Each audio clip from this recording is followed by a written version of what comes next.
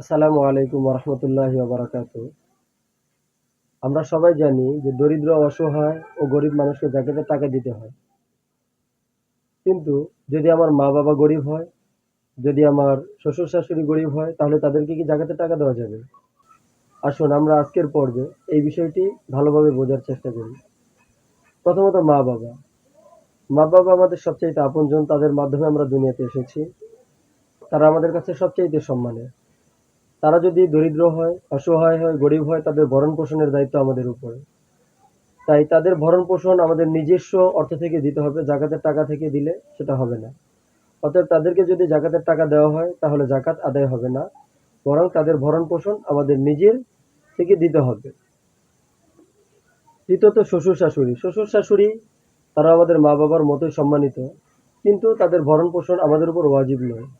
এই জায়গা থেকে তারা যদি দরিদ্র হয়, গরিব হয়, তাহলে তাদেরকে জাকাতের টাকা দেওয়া যাবে এবং তাদেরকে টাকা দিলে জাকাত আদায় হবে, এতে কোনো সমস্যা হবে না। তবে একটা বিষয় এখানে খেয়াল রাখতে হবে, সেটা হচ্ছে তারা যেহেতু আমাদের আপনজন, তাদেরকে জাকাতের টাকা দিলে বা জাকাত বলে দিলে যদি তাদের সম্মানহানি হয় বা তাদের সম্মানে লাগে, তাহলে আমরা জাকাত বলে দিব না, বরং আমাদের মনে মনে জাকাতের কথাটা রাখবো। তাদেরকে আমরা উপহার, হাদিয়া অথবা খরচের টাকা বলে টাকাটা দিব, এটা কোনো সমস্যা নেই, জাকাত আদায় হয়ে যাবে।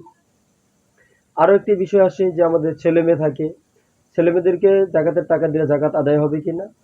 উত্তর হচ্ছে ছেলেমেয়েদেরকে জাকাতের টাকা দিয়ে জাকাত আদায় হবে না। ছেলেমেয়েদের ভরণ পোষণের দায়িত্ব আমাদের উপরে। তাই তাদেরকে আমাদের ব্যক্তিগত যে টাকা রয়েছে সেখান থেকে টাকা দিতে হবে, খরচ করতে টাকা দিতে হবে। জাকাতের টাকা তাদেরকে দেওয়া যাবে না, দিলেও আদায় হবে না।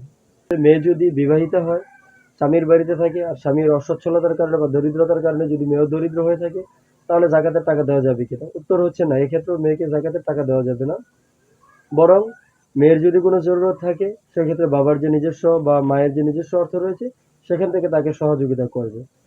তবে যদি মেয়ে জামাইকে জাকাতের টাকা থেকে টাকা দেয় সেক্ষেত্রে কোনো অসুবিধা হবে না, জাকাত আদায় হয়ে যাবে। তবে মেয়ে জামাইকে জাকাত দেওয়ার ক্ষেত্রে একটি বিষয় খেয়াল রাখতে হবে, যেহেতু সম্মানিত ব্যক্তি বা কাছের আত্মীয়, তাই জাকাত বললে হয়তো তার সম্মানে লাগতে পারে। তাই তাকে জাকাত না বলে এটা উপহার, উপঢৌকন এই জাতীয় কোনো বাক্য ব্যবহার করব, যেটাতে তার সম্মানে আঘাত আসে না। আরো একটি বিষয়, আমাদের অধীনস্থ কর্মচারীরা থাকে, তাদেরকে জাকাতের টাকা দেওয়া যাবে কিনা।